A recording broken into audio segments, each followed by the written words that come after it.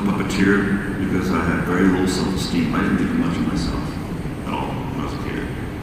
And I figured, well, I didn't know it at that time. But later on, I realized if I did puppets, if they're rejecting this guy, they're not rejecting me, so I won't be hurt. You can't do what other people want you to do. You have to have your own voice. People are always looking for original voices. You can't do what others want you to do. And so the best thing to do is to do what you love and keep doing it. Because my attitude is, there are people who will work for money, and I've never once worked for money. I've been very fortunate. It came because I love what I did, and I really worked really hard, but nevertheless, I loved it. I didn't do it for money. I've never done anything for money. But because I loved it, and I was good at it, I kept on doing it. I think that if you do something for money and you don't get the money, then you lost. But if you do something for the love of it and you get money, you win twice. And if you do something for the love of it and you don't get money, at least you loved it. And I think that's the only way to do it, is to keep making movies over and over and over and over again. It's you got to follow that passion, and that's the only advice I have.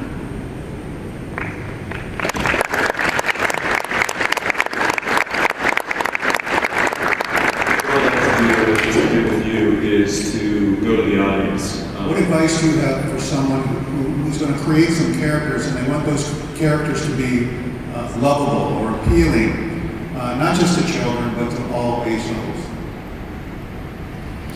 Well,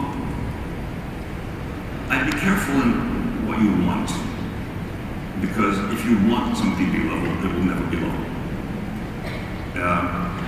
I think what one does, and what my characters, and some have been very difficult to get, and some have been easy, is I've got to be excited about things. I've got to try and find what it is that excites me about those characters, what I enjoy, and I play with my fellow performers. I used to perform all the time. And there's an editor in all our heads, and as I'm performing, I'm thinking, hey, that was pretty good. One thing out of like 100 was pretty good, and I add that. It's really, you can't impose the character. You can, it's never be successful. One has to really love the character, enjoy it, be excited about it. I mean, I have characters. Each of my characters have their own signature. Each of my characters have their own backstory. Bert was so, Bert from Sesame Street, Bert? Well, Bert was so boring. He was just a puppet. All he did was move his head and his eyebrow. That's it. He had rod arms. And I was so boring. And I thought, for almost a year, I didn't know what to do. And I realized, well, this is great. Just like Victoria says, don't fix it, feature it. I made him the most boring person in the world. So his favorite color is gray. He likes white bread with mayonnaise. The most boring things in the world. And that got me going and saying, well, he's boring. He just wants to sit. He wants to be left alone. He wants to read. So little by little, you kind of create that person. I think it's got to come again from one's excitement. And that's all I can answer.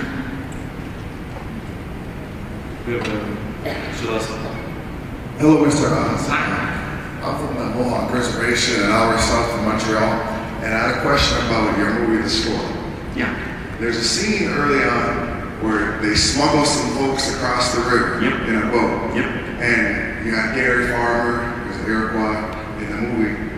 You talked about not directing so much, but taking ideas from the actors. Whose idea was that? Because when my family, when we saw that in a perverse kind of way, we were like, yeah, we're in the movie. Whose idea was what?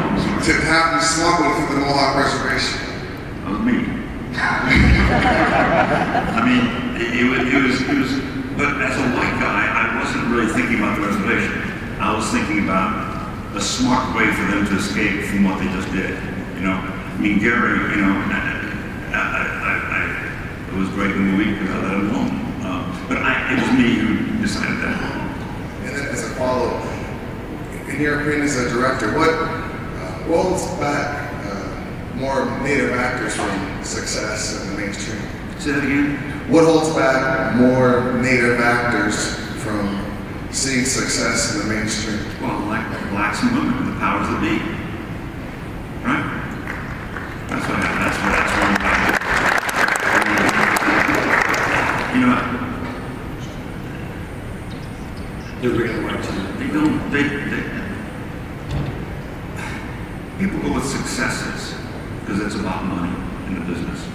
The business, well, I can do something that I love. I can say, I love this movie, it makes no difference. It's about numbers. It's only about numbers. So if I can get, if I have a script and it's not so good, I'm not gonna, if I have a brilliant script and I have no star, nothing. If I have a script that's kind of goes, okay, but Brad Pitt wants to be there, they'll throw the money in, okay? Because it's about numbers. And you guys haven't shown the numbers. And it's unfair. It's lousy. Because if you had the opportunity, you would. I mean, like I said, I have very little self-esteem. I'm here as a success, but I know there are some people in this audience, and it's not because of your culture. I say this to whites, I say to blacks, that you're scared to go forward. I was scared to death to go forward. I wouldn't even allow myself to imagine I could be a director. Scared out of my mind. And I was frightened to go forward. And the only reason I went forward was Jim gave me the opportunities and support. But I know that in here, and everywhere I talk, I know that people don't think much of themselves. And that's a shame, because it's not true. Because it's there, it's all inside. The trouble is you just have not had the opportunities. That's really what it is. And that's basically why.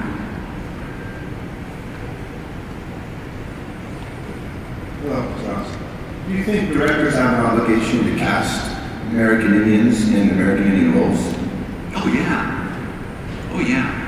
I mean, I think the days are gone when you can have white guys playing Indians. Yeah, absolutely. Absolutely. The thing is, at the same time, whoever plays the Indian role has got to be good. Okay? I mean, when I chose Gary, he was the very first guy I auditioned. And I thought, okay, I know I want this guy. There's a nobility about him that I felt, and I needed that. And my casting director said, you can't say yes to him. I've lined all these other people up. So I saw, And we still don't talk to this day, that casting director. so I saw all these Native Americans, some really good, some not so good, some, you know, and actually, there are some who could have done the role, but it wasn't how I saw it, okay? So, there's two things. One, you have to be good, but good isn't enough. You have to be how the director sees it, and I saw Little Bear having nobility. I needed that. I needed dignity. And he was the one who gave that to me. Besides, you know, I mean, this physical presence. So, you can't just say, I'm an Indian, so therefore I should do the Indian part. There's other things involved because you want a good result, you know? But that's an anything, you know? I mean, that's, you know, but the answer is yeah, of course. Of course. I mean, those times are gone. You We know? have a question here. No, I can hear it, they can't. Go ahead. Try it now. I just wanted to thank you for coming and assure you that you've added value with the lessons learned, which you shared. Not just because I'm a bad boy also, but since I am, I have to ask you about any thoughts on upcoming Star Wars movies, directing or otherwise? Could you please, I hate, Yeah. I want to keep that for ourselves. And everybody here probably could, but I don't know if. All right, can you hear me now? Yes. So I wanted to assure you that you've added value to this conference. Thank you very much for coming.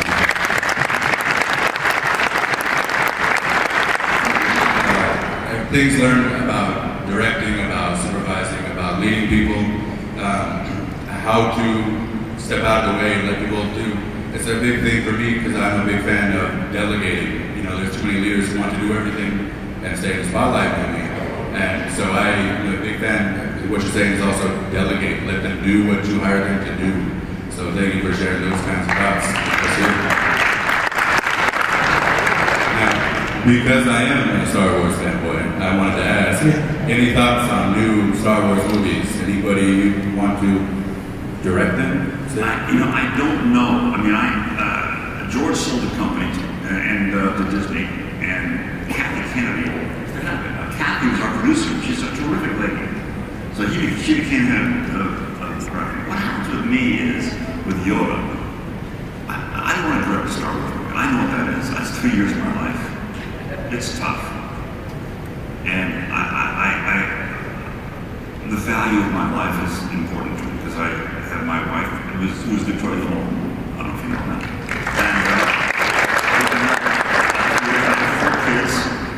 And the quality of life is important to me, so I know those big movies, you're working 18 hours a day for a long time. The way I've been involved in the Star Wars stuff is I get a call from George or from Leonard, somebody says, you want to do Yoda? And we're doing this. I said, sure. I mean, it's that simple. I don't know what's going on. Could I find out? Sure. I can find out in a second. But it doesn't interest me. All that interests me is doing good work. There's only one thing I'm frightened of. I'm not frightened of much. There's only one thing I'm truly frightened of. The most scary thing in the world to me is doing bad work. That's the worst. So I just call me. They just call me and I wait for them, and I just do the very best I can. Thank you to speak for Yoda. Would you do that for us? The reason I won't, I'll tell you why. Well, I get requests all the time. Now, here's what I feel. These characters are in my heart. Yoda's in my heart. I know this person inside out, and they're dear to me. I don't want to bring them out and show off. There's a purity to these characters that's deeply important. And I don't want to just make them parlor tricks. It's like you're in a company and you have your 4-year-old say, hey, play that violin thing for him. Go ahead, play that violin. Go ahead. That doesn't give respect to that child, and it doesn't give respect to the purity of the character. So I never do it. Because I respect them too much. That's so, forgive me, but that's right. Maybe one thing that you could speak to is everyone knows Yoda has a certain cadence and a way that he talks. And maybe you could speak a little bit as to where that came from. Well, this It's very distinct. I mean, everybody knows that there's only one way Yoda talks. Actually, you guys, your culture helped me there. And you'll be very aware of this. Why does he speak that way? Anybody know? Backwards, it's called backwards stuff. He only did a little bit. And I said, George, I think this is valuable. Can you do this? And I just have him talk all the way that way all the time. And George said, yeah, sure. So why does he talk that way? There's always a reason to everything.